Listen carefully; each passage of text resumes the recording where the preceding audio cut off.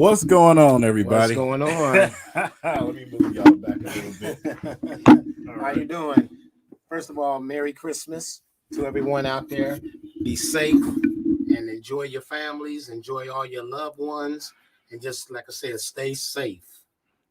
That's the main thing. Absolutely, man. This is an opportunity for you guys to spend some time with your family, especially tomorrow. Yes. Remember, that's the focus in these type of times that we living in. So Right. you want to hold strong with your family, your friends, anyone that's close connected to you guys. But we're going to start it off this way. I'm Greg Kelster. We got George Blaha. Come that baby in the foul. And another night of NBA basketball. Bring George in there. No, man. Yeah, it's good. It's a great opportunity. Yes, it is. Wanted to go live, but at the same time, wanted to spend some time with my family. So let's, might as well combine it. Yeah. I know you guys been asking about how Pop's been doing, man, and great. we about to sit here and we about to kick it with you guys and talk some basketball and possibly some football. So I see everybody coming in. Elton, James, I see you guys. Dennis, Tyler, I see you in here. Yes. Mr. Franklin, Jay, what's going on, Brody? So I see y'all pretty much look like y'all ain't got nothing to do. Y'all in here with us. So all right, let's just get right to it. Detroit Pistons came out and gave a performance without multiple starters. They came, they fought, they gave it what they could. Sadiq Bey had another great showing. Like I said, the more this team plays together, the more glue you're going to get out of these guys, the more they're going to get used to playing with each other. It just seems that our starting five just cannot get that consistently more than 5 to 10 games. So, like I said before, the only thing that's going to help is time, man. What did you think about that performance last night? I thought it was great, considering who they was missing. First of all, for all you guys, I've been listening to my son on. He's right. All you guys that is Sadiq Bey haters, we're talking about patience. This season alone should teach you to be patient. I know we're not talking about last year. I know they won 20 games. They might not even get to 20 games, but it's not about winning losses. It's about development at this point. And Sadiq Bey is a very, very, I can't stress it enough. He's a very important part of this development. I told you a few years ago, NBA draft. I was so glad they got Sadiq Bey, and I'm surprised he went to 19th pick. I mean, it's 18 other teams that wish that they had Sadiq Bey. Well, maybe not the top 5, but it's at least 10 other teams that wish they had a Sadiq Bey right now. And he was in a little sophomore slump. But I'm gonna tell you, it's funny how when Jeremy Grant went out, how Sadiq Bey, even after a couple of games after Jeremy went out, he still struggled a little bit. But then he started getting going. It looked like he developed a little bit of chemistry with Cade and Killian. Because I want y'all to understand that. It ain't no, that's your 3 you're building around. Whitby, Stu. You got your 4 starters there. That's going to be an important part of the Detroit Pistons. But he started developing chemistry with those 2 rookies. That's and then you got to say Killian is still kind of like a rookie because he didn't play that much, and so it's a patience thing. We got to be patient, and nobody knows that better than me because my son will tell you how to call him. Benny, listen, I get calls pretty much every game that that's available when Pops is not working. He called me, man, and we either text or we talk about what's going on. Exactly. We talked about making known. We talked about that officiating last night. Oh man. I just want to say something real quick. Go ahead. Kawana, I see your comment in here. Listen, I'm sorry to hear that. But I just want to let you know, ginger root, turmeric, and lemon with honey is what they need to be drinking in tea. You want to put that in water and boil it. It helps. It gets rid of all the mucus and everything that's going on. So sorry to hear that. Most definitely. So we got a couple of questions here. One right here. What's the thoughts on Trey Lyles? I'll put this up so you guys can see it yourselves. to make sure you guys can see the comments. I'm gonna let you. Well, I got some thoughts So on Trey Lyles. look, we were just gonna do this. Here's the thing: Trey Lyles, not sexy at all. That's right. But for what it's worth, as a role player off the bench, he produces. Mhm. He produces. Sometimes he gets a little shot happy. Yep. But that's up to the coaching staff, to tell him, hey, you got to take better shots.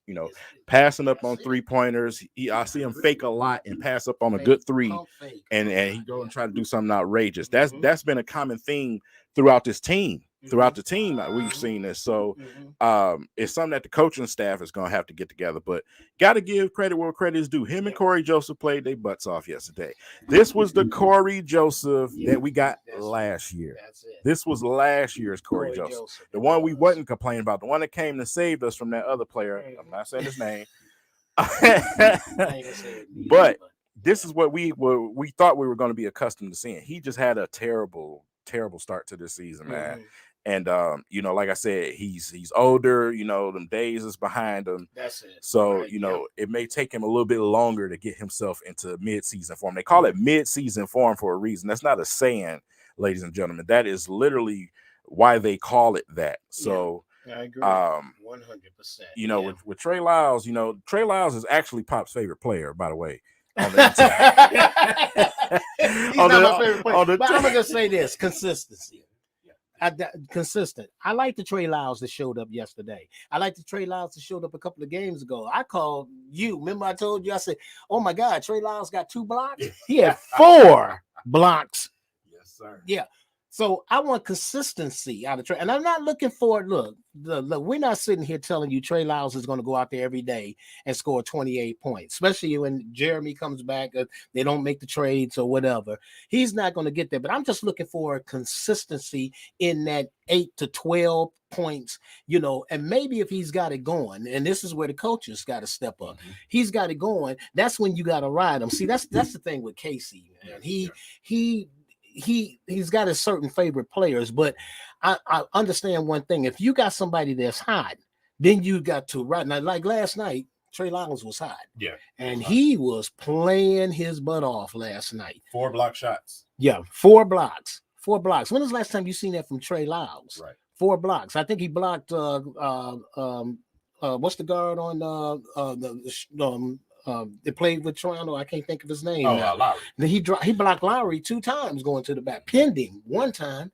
That's the Trey Lyles I want. Now I know because his minutes has been inconsistent. Maybe that's what it is. But I just need consistency from these players. And then you guys talk about Trey Lyles, and that's why I say patience with Sadiq, patience with Cade, because Cade is a rookie. He's gonna make I'm like my son. I'm just looking for certain movements with Cade. Yeah. Growth. This is the NBA. He ain't at with Oklahoma no more, Oklahoma State or wherever he was playing. He's not there no more. He's in the pros. So Kawana, I answered your question. You are probably the only one that wasn't paying attention. I answered your question, and told you what to do. I don't know if you heard me or not. No, but I wanted to bring up something else about that, man. With Cade Cunningham, his main thing over this summer is going to have to be strength. That's it. Strength. He's got to get in the weight room. He's got to get in that weight room. Yes. He gets knocked around a little too easy. He does. He falls on the floor a little bit too much. We don't need another Anthony Tolliver in the city. Anthony Tolliver is our boy. Way more talented. Anthony Tolliver is our boy, man. Right. Mr. Clumsy. But yeah. He's definitely got to get in the weight room. And but since we're on the subject of talking about patience and coaching, I need to see when they come back. I know they're out for the protocol or whatever is going on now. Don't stop sticking like you've been saying. Stop sticking Killian in the corner. Yeah. And then when Killian's got the ball, you sticking Cave in the corner. Yeah. You're sticking some. That's why Sadiq. One of the reasons why Sadiq Bey struggled. Yeah. Because Jeremy Grant was hogging. But I'm not saying I love Jeremy Grant. Yeah. I'm happy for Jeremy Grant. That he stepped up, and I'm happy that he wanted to be here in Detroit and the things that he's doing off the court for the city of Detroit.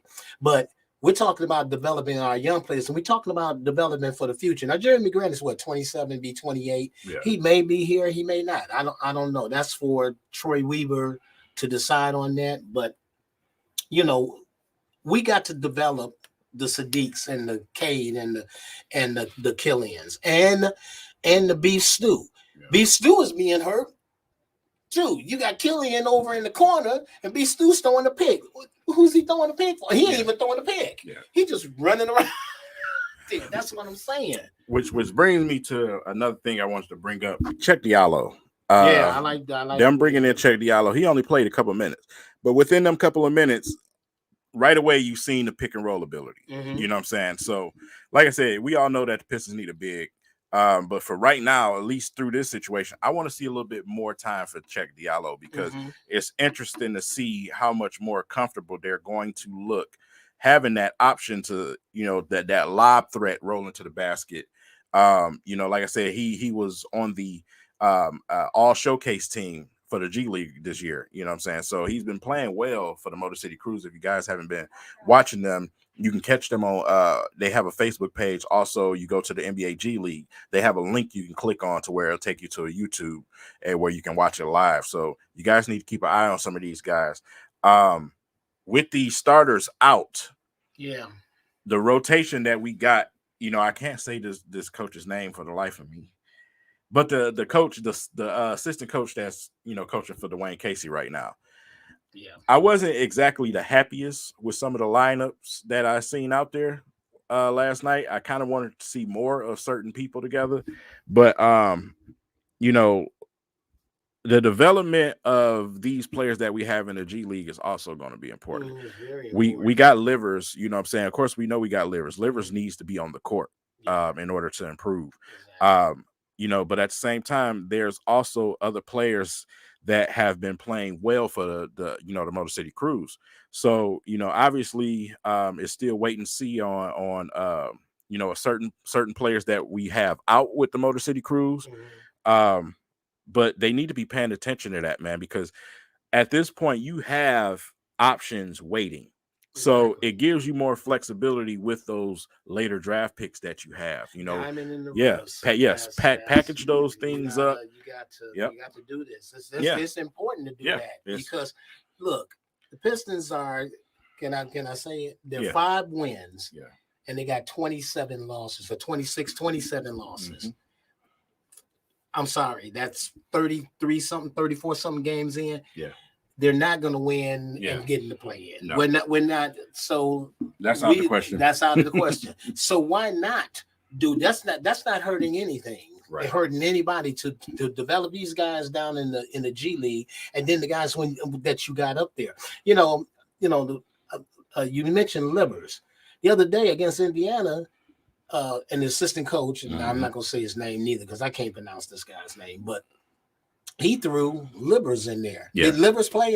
Did he play in the for game? A hot second? He threw G League game. No, did he play one? He played one. Okay, but like I said, I haven't seen him consistently in the G League. And throwing him out there for 4 or 5 minutes that's pretty much zero. Okay, so here's my question: how many games in the G League did Pickett play? Right. Oh, a whole lot. And so you threw in Livers before Pickett. Right. Well, and that's what I'm saying. Maybe you guys, I know y'all don't know that much about Pickett and stuff, but we're talking about development. Yeah. And we're talking about, so the question is, what are you doing? Yep. I'm not sitting here, we're not sitting here pretending that we're the coaches, that we know what's going, but to me, that's just, kind of common sense to, develop these guys. Livers is coming off an injury. Let's keep him down there in the G League and get him some games. I'm happy that the Pistons picked him because he's from Michigan. Yeah, right. But at the same time, Livers got game. You know what I'm saying? He got game. Yeah. And like I said, you can't make this stuff up. You know what I'm saying? Right. You can't make it. It's common sense. It's common sense. And some of the stuff that you just do not see from the staff. You know what I'm saying? Yeah, you got Dwayne Casey. Okay, fine. Your assistant coaches. Who's that saying about? Oh, about DeAndre Ayton. you got Dwayne Case, you got his assistants. If his assistants ain't no good, how is it really helping? You know what I'm saying? Because they tend to not be able to recognize basic, simple things, and that is my only problem with them.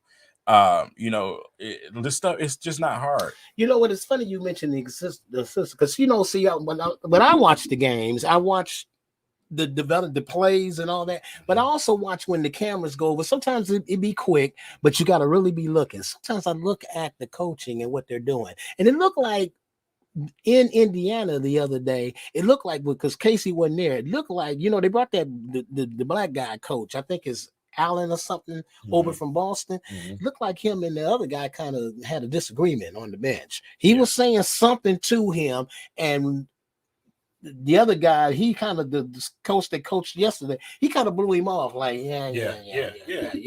And then, my thing is, okay, well, first of all, this guy here, he just come from Boston. I ain't saying Boston won anything, but they didn't farther than the Pistons. Right. He was on the bench, and he helped develop a Jaylen Brown, and what's the other young kid there in Boston? Tatum. He was there. Yeah.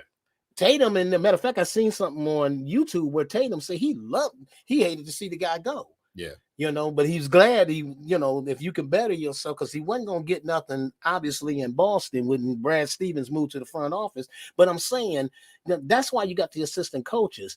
And I don't know how many assistant coaches you can have on the bench, right. But if you got a guy that's got the pedigree of that, I know most of these coaches that's on the bench for Casey, he worked with them either in Dallas, and some of them came from Toronto. You say you got the Matt Patricia syndrome, bringing all his boys with him? I don't know. Maybe that's Troy Weaver said, I'm going to bring in a couple of your boys. Maybe that'll make it more comfortable. Who knows? I don't know. But I'm just saying that's why you got these coaches on there you got all eyes. You got different eyes that's out on the court. And when your assistant coaches are saying something, I mean, not to say that you can't tear it down, because it's got to go through you. But hey, that's what they're there for. Yeah, that's what they're there for. So, when the head coach can't talk to a certain player, then that's why you got the assistant coaches. Diallo and Casey got into it. And from what I understand, it wasn't even an assistant coach that pulled him to the side. Was it Troy Weaver? It was Troy Weaver that walked him off the court. Yeah, like I said, it's when a player has to go to the GM to plead his case on why he should be on the court, and that's then why you got the coaches. Not only that, when this player does get on the court, he plays well. That looks bad on the coaching staff. How are you holding this guy back from being out there on the court when he's playing better than guys? So, that type of stuff. Recognition is another thing. Recognition. That's what I was looking for. Recognition on the coaching staff is very important. Knowing what piano keys to play. You know what I'm saying? So, and that's one of the biggest problems with the Detroit Pistons is, they, for one thing, they get stagnant with some of the guys that they have out there. Yeah, he's playing well in this quarter, but we don't need to go into a whole another quarter with this guy and he's starting to fall off. That's it. So, and they're not good at recognizing that at times. And then like you said, player movement. Yeah. You don't recognize putting guys when you need to check them out. So you leave them in there too long, then you definitely just run them in the ground. So by the time you bring them back in, they're shot. I mean, after we was talking, I think we talked on the text the other day, and you made a good comment. I feel bad for Josh Jackson. Yeah. I don't know what didn't happen there. Now, Josh, you ain't seen him in the news, but so this is a mindset of a player. You know what I'm saying? Because it kind of happened with me in high school. You're playing well. You come out the gate, you're playing well, and your coach pulls you out to play somebody else ahead of you. You start to get into your own mind and mess with your own game. Because you're saying, okay, this guy is getting the minutes now. So what did I do wrong? So it can throw you into a funk. And you can see when Josh Jackson was out there last night, he was thinking too much. Yeah. He was thinking entirely too much. Yes, he was. So like I said, once again, the coaching staff, man. The coaching staff, and I appreciate you for getting them together, Elta. I see that. I didn't even respond. Right. You know what I'm saying? Yeah. Also, I seen it too. What he said about also for the comparison with with Kay Cunningham and Jason Kidd. I wouldn't say Jason Kidd. I would say more like Jason Tatum before I say Jason Kidd, because I would compare Killian more to Jason Kidd. Yeah. You know what I'm saying? Yeah. His passing ability. Matter of fact, he is like he's just a bigger version. He's a bigger version of Jason Kidd. Jason Kidd Kidd be a better shooter. Jason Kidd had prettier passers, prettier passes, but Jason Kidd's knock when he came into the league was what? Shooting. Right. They kept getting on Jason Kidd about him not being able to shoot. And when he finished his career, he ended up being one of the best shooters in the league. You see what I'm saying? So, yeah, I would compare him more just because his pass is vision. Now, what's the difference between Cade and my man Jason Tatum? Not Jason Tatum, Kidd. Oh, the difference is you just said it. Kidd was refusing to shoot. Yeah, he was. Cade wants to shot. Shoot. He wants to shoot. He takes his shot. So who's holding him back? Okay. Hey, go sit in the corner. You think they were telling Jason Kidd to go sit in the corner? Right. They were saying shoot the ball. Yeah. You run the offense. Don't grab the basketball and then look at me so I can tell you what to do on the court. They let him play general. They let him do that. You know, it's funny you mentioned that because last night I looked at a little bit of the Pistons pregame show, and that coach they was interviewing him. And you know what he said about Corey Joseph? Now, I know. This is another good plus for Corey. But this is what he said about Corey. He said, a lot of times when we was getting the ball, we was running that ball up court. I was looking to call a play. He said, before I knew it, Corey wasn't even looking over at me. He was just taking the ball in and just doing his thing and, taking it to the basket or shooting the ball. See, that's what I want, that aggressiveness. But he wasn't getting down on him. He was saying, man, that's a good thing. Yep. That's a good thing. Now, Killian gets out there, and then you got Casey. And this ain't no beat up Casey, but what we're trying to say is, come on, coach. Making it harder is what he's doing. He's making it harder. Make it easier. He is making it so much harder than it needs to be. That's been my motto ever since I've been alive. This is not rocket science. You drafted two point guards that thrive in the pick and roll situation. Why is that not the forefront of your offense? That right there in itself says everything to me. And then on top of that, you encourage Sadiq Bey, hey, work on attacking the basket, this, that, and the third. But you change the offense entirely to where it makes it difficult for him. Exactly. You know what I'm saying? When you got guys like Jeremy Grant on the floor, that's actually playing a position that Sadiq needs to be playing. Yeah, Sadiq let's just be honest about it. He can play the power forward. So they're the same height, by the way. A lot of people don't realize. Well, this is what I was going to say. So see, my thing is, I like where they're at now, and even if they don't make no trades, now the only thing, Jeremy is still there, so I don't know what's going to happen with that. But to me, you got Sadiq right now playing power forward. Yeah. He's played the small forward. So now you're getting ready to go into the draft. You're going to be in the top 5. I don't believe the NBA will give us a number 1 again, but no matter how worse our record is. But you would be in the top. So you draft the big man. Say you draft the power forward. So they can move back if this guy comes into the league, with the height. You know what I'm saying? You got Stewart, who's playing center, but you can move him over to power forward. Now you get the center, and you put him in there. You know what I'm saying? Now, or you got Sadiq at power forward. Now you get another. If you get another shooting guard, you move Cade up to small forward because Cade can play 3 different positions. So that's the way I'm looking at it. So here's the thing, and I'm glad you said that. I also said that they refuse to stagger them. Period. Yes, to where Killian can play with the second unit sometime. But I want to address this too. I love it. Yeah. We don't have a pick and roll team. We know that. And it's the reason why we don't have a pick and roll team, because we don't have the roller on this team. That's the problem. That's why we don't have a pick and roll team right now. We don't have the roller. Mason Plumlee was a roller. Right. And he was the pick and pop, pick and roll guy. Right. We don't have that no more. Right. Isaiah Stewart he's undersized and he's not super athletic. So it's not as easy to throw a lob super high in the air for him to catch it. We need a roll guy.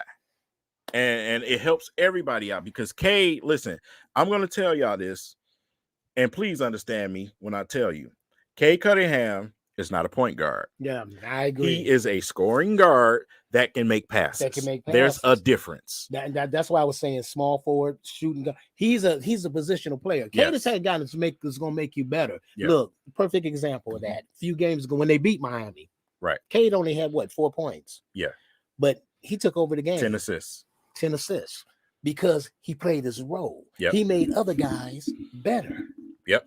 See, that's the thing with Cade. But you don't expect Cade to go out there every single game and take over for Killian. Right. Like that. I want to keep the ball in Killian's hands. Okay. And then everyone, you put it in Cade. Because what I like about Cade, you put it in his hand, he know what to do with it too. Mm-hmm. He ain't just got to pass his son. He gonna take it to the basket. Now that's where he got to get in the weight room. Yeah. Get stronger, take it to the basket, take that hit and finish. And then hopefully these sorry but refs of these call a foul on the defense instead of just looking at him. There it is. Yeah. That's what he is. What's that? Luka, he's a Luka. He's just like Luka. Luka is not a point guard. That's right. He's just a guard that can make plays. It's a difference. Killian, literally, when you see Killian set somebody up for a shot and they knock that shot down, Killian is high-fiving himself out there, patting himself on the butt because he thrives to be a point guard. He wants to get everybody in position. Right. Exactly. Cade passes and makes plays at the same time. He's a playmaker. You know what I'm saying? That's it's a difference. Just like Donka. Playmaker. Yeah. Playmaker. Yes.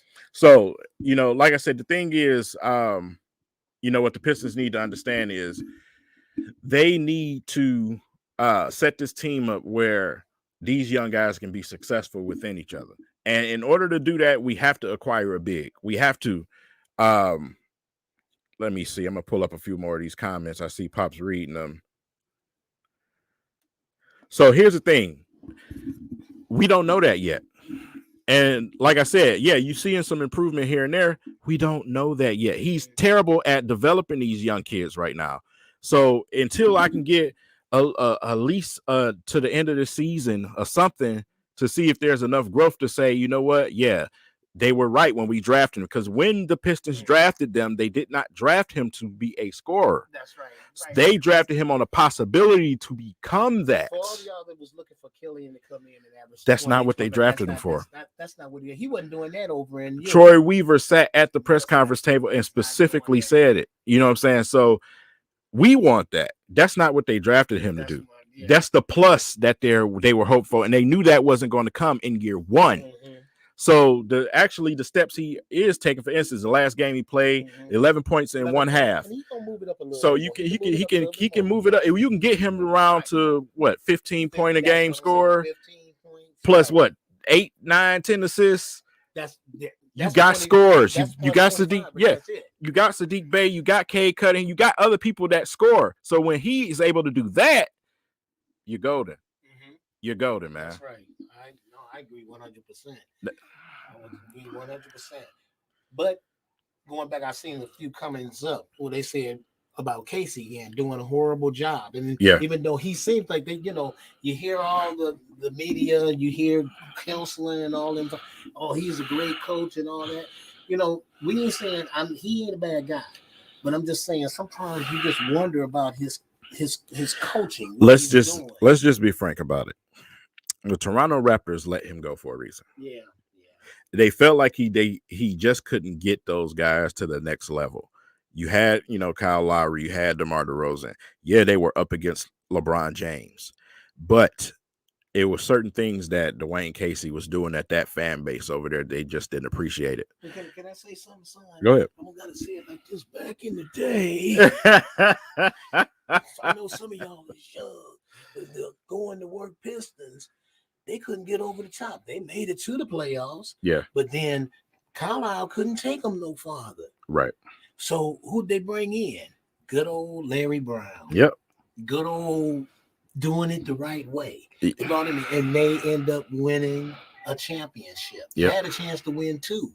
Okay, so that's what I'm saying. You're absolutely right. And it wasn't, and I know they said Carlisle was a bad guy. I don't know the behind the scenes, but I'm just saying we're talking about a professional basketball team, professional coaching, developing people, and when you can't take them no further, then they need to go. Then sometimes you got to be nothing personal. Right.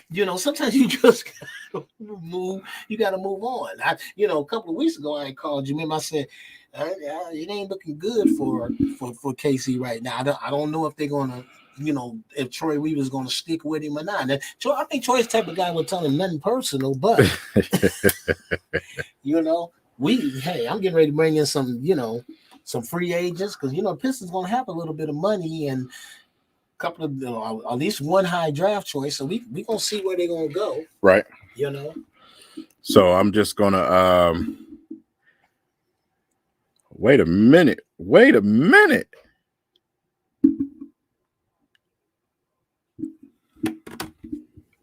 the win? James, man.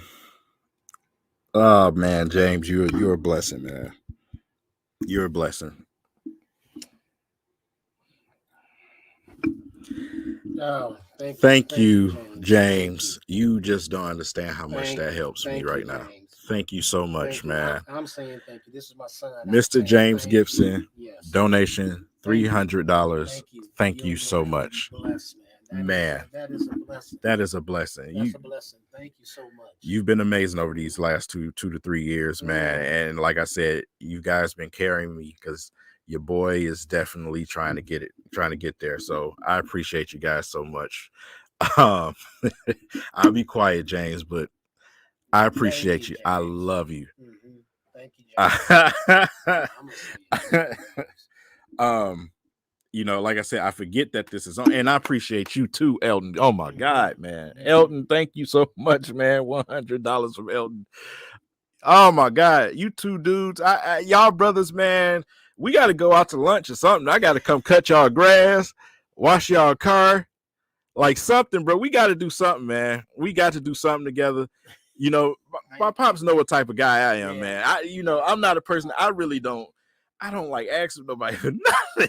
But when you guys do stuff like this, man, I am truly humbly thankful. Or my wife, man. My wife. We try to stick it out together.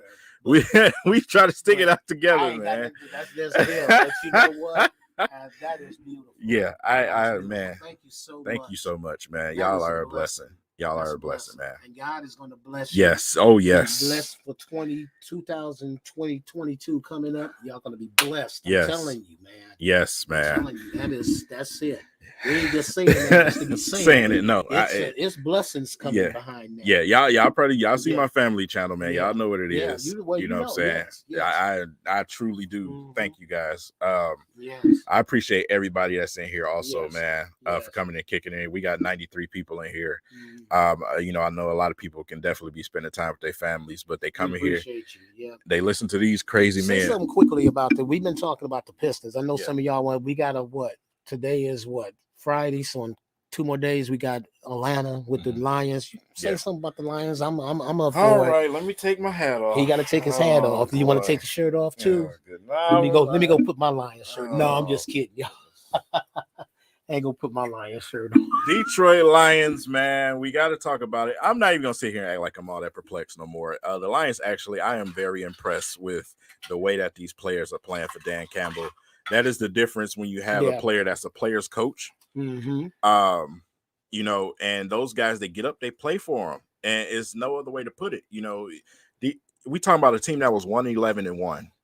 They have no reason at all to say, hey, I'm going and give it my all. Right. But a lot of these guys are auditioning. Right. You know what I'm saying? They're auditioning for that season, the following season, or the year after that when we do acquire those players in the draft and in free agency. So these type of things that these coaching staffs remember. Mm-hmm. So it's very smart for these guys to get up and play the way that they have been. And they did that. And to go out and beat the Cardinals, it had us all mind blown, where we couldn't even beat simple teams. You know what I'm saying? So the way that they're growing, that's another thing. It's growth. Mm-hmm. Growth is very important.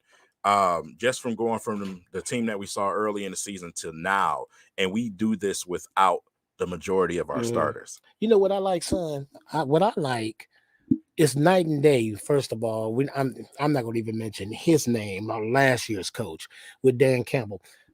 First of all, I'm gonna just say this. Same thing like we just talked about the Pistons. Be patient with the man. I know sometimes he say some stuff, and you like. I know when he first came in, biting kneecaps and biting toes off, chopping toes, chopping head. I know everybody was looking like, man, is this guy? This guy's a sadist. What's wrong with this guy? But it looked like chopping toes off. But look, this guy. But obviously, these guys is taking it. They're not taking it physically or but they're literally playing that way. Like you just said, they got no reason to keep playing. But yet, and I know, because they've been saying it on 97.1, your boy Mike Valente. I'm sorry if I don't want to ruin anybody's Christmas. It's 97.1 people been saying about that. But what I like about Campbell is he delegates. He's trying to delegate. Now, yeah, he took over the offensive. Yeah, and he's learning on the job. He's learning on the job. He's learning on the job. But he took a big step last game. Exactly, a big step. A big step. And you know what? I mean, speaking of, got to give shout outs. I got to give a shout out to Jared Goff. I got to give it to Goff. And I'm going to tell you else I like. The rookie. What's his name? Amon-Ra St. Brown. Come on, somebody. Here's the thing with Jared Goff. Somebody. What you seen with Jared Goff was the Jared Goff with the Rams. Mm-hmm. The guy that just manages the game and does just enough for your team to be successful. You got to put players around him. And he has to have everything. He's got to have everything. Everything. You understand? That's it. In order for him to be successful, the running game was there. Thank you to Reynolds, my guy. I'm so glad he's not hurt. Yes. Remember him from preseason? Yes. What college did he go to? Where did they get him from? That tells you how much I know. No. I guess it really doesn't matter. The guy is pretty good. They call him Netflix. He was sitting on the couch. Netflix. He was on the couch watching Netflix when they called him, man. And like I said, Reynolds and him getting his contract, and him officially being a part of the team now. Right, he's a part of the team.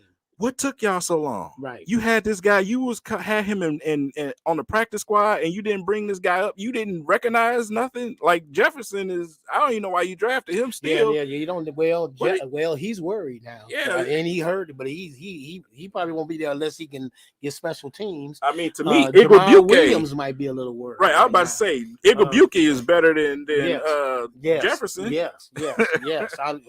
Who knows? I mean. But this kid wants to. I mean, you got two good running backs in Swift and I'm gonna ask your opinion. Do you think, even though they said it's a possibility, Swift might be healthy enough to come back for the Atlanta game? I would just leave him out the rest of the year. I'll just leave him out. But he wants to come. He wants to come back because he's going home. Yeah, but he's. Swift is he's the guy on the team right now. He's the guy. On your offense is him, Hawkinson, and your quarterback. Right. That's what you got right now. Even though a lot of us feel that way about Goff, Goff is money man. He's the guy. You put players around. Right, exactly. And we're not saying, so you're not saying don't draft another quarterback. Well, maybe not next year, but down the road. Because he got 2 or 3 years left on this. He got next season. Okay, next season. So I mean, the Lions, they definitely got to get a quarterback. I still wouldn't say unless one fall, I'm not taking one this year. Right. Oh yeah. Not in the first round. Definitely. You got some better options that's going to be available 2023. Mm-hmm. Another thing in 2023, linebacker. Yeah. Panay Sewell's brother is ridiculous. Okay. Do you understand? Noah Sewell is ridiculous for Oregon. Y'all need to do some research. I'm telling you now. What is he? What's his class? He's 2023. So not this draft, coming the next draft. Oh, so he can't come out early. So, can't. So a lot of some of them guys from Michigan, they're gonna be there. So right. We have another year to watch. But he was like right here with Thibodeau. You know what I'm saying? So I'm gonna tell you, be honest, with Reynolds that showed up, and I tell you, I fell in love with the Michigan running back. I was like, man, if the Lions, I mean, he ain't gonna be a first round pick. They can get him second or third round to go with Swift. But then this Reynolds guy, and I'm like, who is this guy? I don't even think I'm not even sure if he's eligible. No, he's not eligible either. He's gonna be at Michigan another year.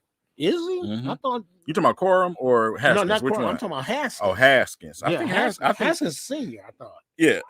So like I said, the Lions, they're gonna have some other options and some other provisions. Yeah. We need a receiver. We got to pick one. Yeah, you got to get a receiver. So out of those 3 picks, the Lions obviously got to use one of them. They got to use receiver. one. Just don't use the first one on them. Right. No, not the first one. No. So they're in the top 1 to 3 because that'll probably be right around there. Yeah.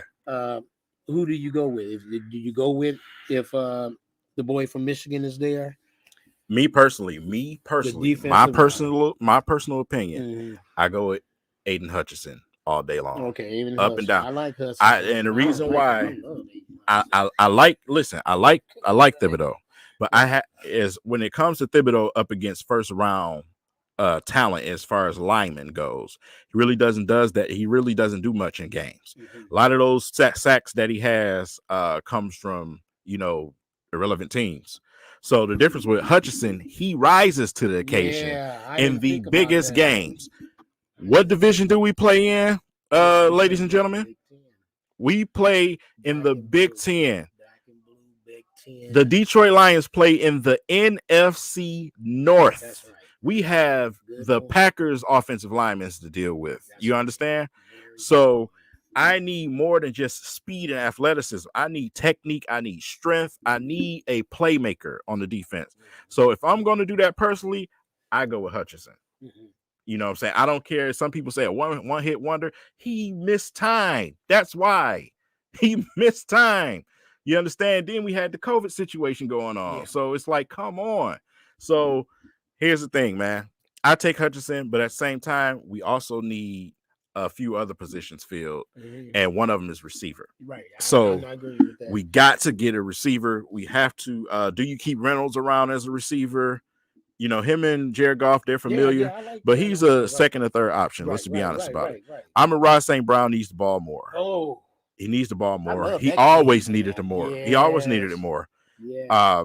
Hockenson also needs a counterpart over there. Yes, We does. need another tight end. Yeah. I'm not using no early picks for no tight end again, but we need another tight end. Solid Yeah. third, fourth round pick. Nice solid. Now That's where your coaching staff comes in. right. Now one of the great That's where things your scouting staff. one of the Not great the coaching, things that scouting staff comes that in. Matt Patricia and Bob Quinn did leave us one good thing. They left us The something good. offensive line. Yeah, they did. They did. When they got him out of town before they could mess Yeah, that up. yeah. You know, they gave us Ragnow. You know, we Right. kept Taylor Decker around here. Our offensive line is solid, man. Yeah. You know, so the only thing we have to do is add depth to it. So we don't have to spend high picks on offensive linemen right now. No. We can go defense. Right. So You need the defense. yeah, that is the one thing. That and So you- Amani Oruwariye. Right. Those two things are the two good things they left us. So, you know, as far Now, I as was going to ask about what you said next year for the line, not this coming year, but 2023. But what about another linebacker? Do you like? I'm gonna ask you a question. Do you like Barnes? I like Barnes. I like Barnes. Okay. And listen, Jalen Reeves-Maybin in the system has stepped up. Yeah. Anzalone has stepped. They're not starting caliber. He stepped it up because the old coach left. Yeah. Now, they were so glad to get him out of town. So listen, here's the thing. That's the effect of Aaron Glenn. Right. These guys, like I said, you know, in some of my previous videos, we have the depth guys here already. These guys, they're not starting star linebackers, right. But they're solid players that you bring in behind those stars. You know what I'm saying? So Jalen Reeves-Maybin been around here for a long time, and this year has been one of his best years playing linebacker. Right. You know what I'm saying? So Anzalone, we crapped over him all the beginning of the season. Oh man, I was laughing. I was asking who I was calling him Anza Baloney. I was all type of stuff. You understand? So I don't. What don't about have Jeff? A clue, baloney, whatever. But yeah. Now, what about this, Pops? What are we doing with this situation? Yeah, that's a very good question. Very good question. Me personally, you want my personal opinion? I'm just gonna say he can't play cornerback. They got to try to put him at the safety, I think, because he got the injury to the leg too, and it's that Matt Patricia effect on him that just messed him up. Absolutely. The defensive coaching staff, they couldn't stand. Patricia knew it all. That was just like, I'm defense, offense. We're gonna do it the Patriot way, and that's it. Yeah. You know. So yeah, I like Jeff Okudah. You know, I like the style at Ohio State, but as far as now, he might have lost a step. Yeah. And you got some you just said it in our division, we got some receivers. Well, just National Football League. You got receivers, man. You got to be able to, because sometimes and then they made it more of an offensive game, so you can't touch them 5 yards till they get, or 5 yards in, and then after these guys are so quick coming off the line now. Before you know it, they're already 10 yards out in 2 or 3 seconds. Yeah, you know what I'm saying. So you got to have somebody that can stick with that. And I don't know if he can stay with that with his what was it, Achilles? Yeah. So here's the thing. With a Jeff Okudah, if he takes a step back as far as speed and snappiness, the only way that you can save him is if you move him to safety. Yeah, I'm saying. And if he moves to safety, he has to be a go-getter. He got to hit. Yeah, you know strong what I'm saying? Safety. Yeah. Got to hit. Yeah. But if he does, he's young enough, and if he does recover well, you have Aaron Glenn at the helm. Aaron Glenn is going to put him in the best position possible to succeed. You've seen the jump with Amani from the beginning of the season till now. He knows the game. You know what I'm saying? Aaron Glenn was a DB in this league, and he was a very smart one. A lot of the best receivers that's played this game, they always talk about it. You know what I'm saying? If you got Aaron Glenn as your defensive coordinator, Okudah definitely could benefit from that. Now, one of the things to make noted, Okudah said that he noticed the difference right away when the new coaching staff came in from Matt Patricia. He noticed it right away. I think a lot of them did. And when you look at the results, you look at we got another guy that's got to come back next year, and I hope he comes back right where he left off. Jerry Jacobs, undrafted. You know what I'm saying? You look at Jacobs, you look at Price, you look at some of these guys, and he's getting the max out of them, and they're going up against top tier receivers. You know what I'm saying? So if he comes back and he has that step still, then obviously, hey, we just got to get this guy out here on the field, let him learn. He only played 10 games so far. Right. It's the same situation. You know what I'm saying? Suffer injuries. We need to see more of him. It's similar. It's similar to some of the other players that we've been dealing with in Detroit that come in and have these injuries. Matthew Stafford was that guy, remember? You know what I'm saying? Couldn't stay healthy in the beginning of his career, stayed hurt, and, things like that. So, health is what you got to go by when it comes to Okudah. You may have to switch his position. You don't know what you're going to have to do. So, obviously, Amani Oruwariye is CB1 right now. But at least his mindset will be better. Yeah, coming back. Right. He won't. If it was still the other coach, I don't even want to say his name. Yeah, and Parker too. Right. No, I was talking about this comment. Oh, okay. Oh, yeah. Yeah, AJ and Parker too. Yeah. Their mindset is way better coming back. If you're coming back to what you had 2 or 3 years and his first year, and then he's injured on top of that. Oh, no. Yeah. So, Achilles is not an easy injury to come back from. We all know that, but he's young. He's young, so that gives him an opportunity. Right. Kevin Durant was young enough when he suffered his to come back and be where he is. Exactly. He got hurt early too. Yeah. So he got this whole right. Yeah. So his youth could help that situation. Right. Now it's time to do a little trolling. Remember when they said that Penei Sewell was a bust, that he couldn't play right tackle? This man, him and Oruwariye, how do you guys feel about the situation that they didn't even get the consideration for the Pro Bowl? You see what I'm saying? The snubbery that's going on. How do you guys feel about that? They're not getting that love that us Lions fans would expect. Obviously, they're a 2-11 team. That plays a lot in the sauce. That's the sauce right there. But does it still piss you off? Does it still piss you off? Because it's listen, I mean, I don't think they care. Hey, they probably don't. They probably don't. Does Tracy Walker resign? Yeah, we definitely have to keep Tracy Walker, man. Yeah, definitely. Yeah, most definitely. Yeah, but of course we're not surprised. We 2-11. 2-11-1. I keep forgetting the N1. I don't like ties. They're losses to me. Right, right now, in my mind, we're 2-12. Right. But with that situation, like I said, Penei Sewell preseason. I told y'all so much. You don't put too much into preseason. Right. And people did just that and said that he was a bust and he couldn't play right tackle and we should have took this guy and that guy in the third.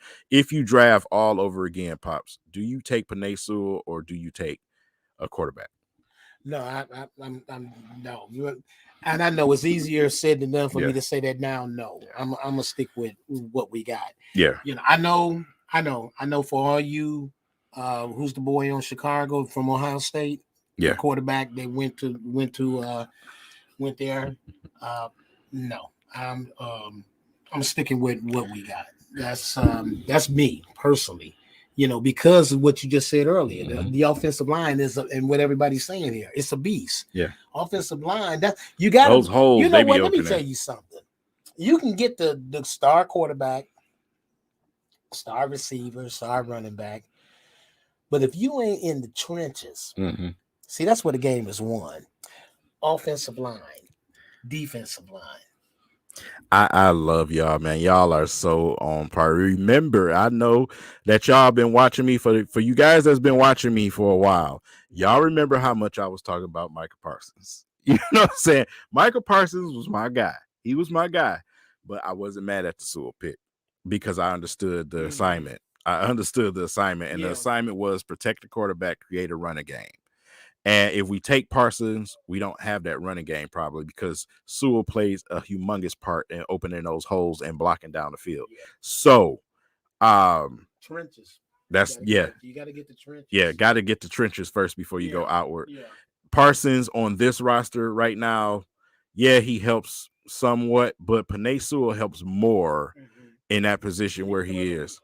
Yeah, even it's we talking about the offensive line, right. You know what I'm saying? But that's a boring topic. Yeah, you know what I'm saying? But yeah. Yeah, man. Like I said, I love Parsons, man. You see what he's doing out there. I love Devin Bush too. I loved a lot of these linebackers. Man. And like I said, Sewell. That's a question for a couple of years ago. Bush, or Hockenson. I ain't gonna answer.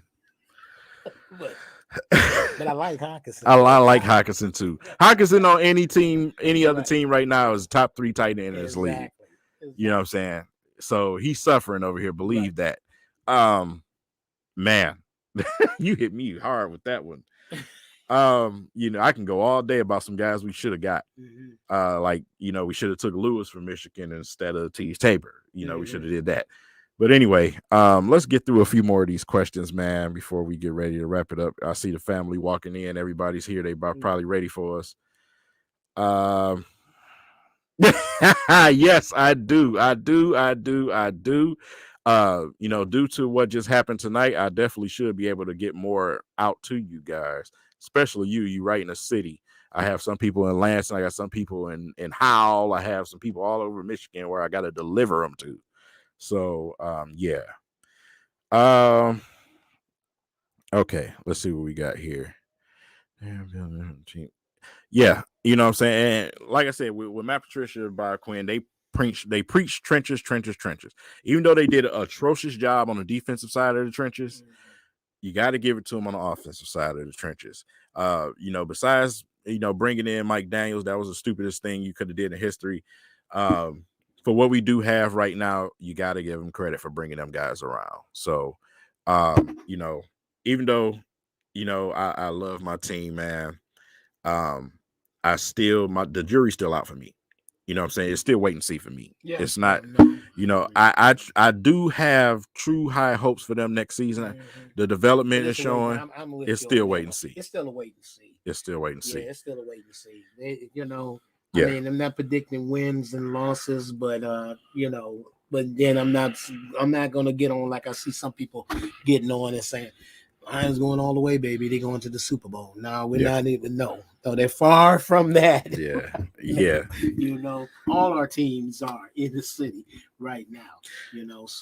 So I'm gonna end this thing off with a question, and I want you guys in the comment to respond a 7 for the Pistons and a 6 for the Lions. Who is the first team to make the playoffs?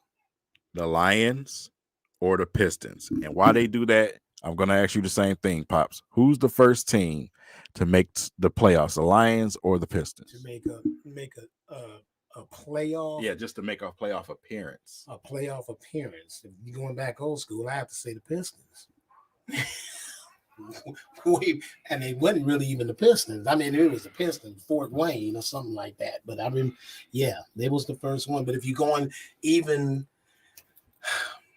I'm trying to think of them 70 teams. It might have been the Pistons again, because that's when they had, I'm going old school, y'all. That's when they had the Bob Laniers and them guys. But I'm thinking about the some of y'all wasn't born yet, the Greg Landrys and them with the Lions. That shouldn't be too much of a hard question, because the Lions. Now listen. They only been to the playoffs how many times? Yeah, I understand it. The Lions are just in good enough position as the Pistons because they have the draft capital. They definitely have the draft capital. Yes. They have the money available. Yes, they do. It's all up to Brad Holmes. Right. It's all up to Brad Holmes. They are in a great position right now where you're about to go and get 3 guys in the first round that can impact your team immediately. We have plenty of draft capital and plenty of money. The Pistons also will have some money to spend after this season. Blake Chestercheeto Griffin will be coming off the books, so. But is he still on the bench in Brooklyn? He's so bad over there right now. They ain't even giving him minutes, y'all. Right. He ain't even getting you know what I'm saying? So, we have 4 teams right now in this city. All 4 of them downtown, all 4 of them in similar positions. And you're seeing that the Tigers and the Red Wings, it's starting to take hold for them. Shouts out to Steve Yzerman. Yeah. I got to give it to him. Yeah. He was the right general man. I like the general managers we got, with the exception of the Tigers. I know everybody don't like Al Labida. I know y'all don't probably pay too much attention to that. Who knows? But the other 3, Weaver, Yzerman, and Holmes. Yeah. That this time last year we was looking at each other, man. All of our teams are in shambles. Yes. You know what I'm saying? Yeah. And like I said, these 4 teams have an opportunity to all come up at the same time. If they do these things correctly. Troy Weaver has been doing pretty good so far. We got to wait and see with Brad Holmes. We're about to get the first taste of what he can do during this spring. So, like I said, they are in a very peculiar, position right now where they can improve all 4 of these teams. It'd be nice in 4 or 5 years from now. Lord willing, it'd be 4 parades. Oh my goodness. Up Woodward. That would be nice. Exactly. That would be nice. Yeah. And like I said, Josh Smith, who I ought to put you out of here. I ought to put you out of here, Sean, for putting that name in my comments. That is a curse word. Josh Smith. No, but we gonna go ahead and get ready to get out of here, man. We've been on for an hour. The family is definitely peeking in on us. So we will be streaming tomorrow. We will be having a stream tomorrow back at the crib. So make sure you guys tune into that stream tomorrow. Probably will be more around 4:30 to 5 o'clock. So make sure you guys tune in for that, man. I know a lot of you guys probably be feeling good by that point already. I'm just gonna say feeling good. So you need somebody to laugh at. Make sure you guys are there, man. I appreciate each and every one of you guys. For everyone who donated, Elton, Jane, God bless you. For everybody who donated, man. Yeah, thank you. The Most High has a blessing for you. You understand me? Yes, he really does. Yes, he does. It is up for us to pick our brothers up, man. And I appreciate you guys so much. Y'all make it so much easier for me to drag myself in front of this camera. You understand? So you guys are a blessing. Enjoy your families. Yes. Love your families. Be safe. Please. And be blessed, everybody. Yes. And with that said, this has been Greg Kelser and George Blaha.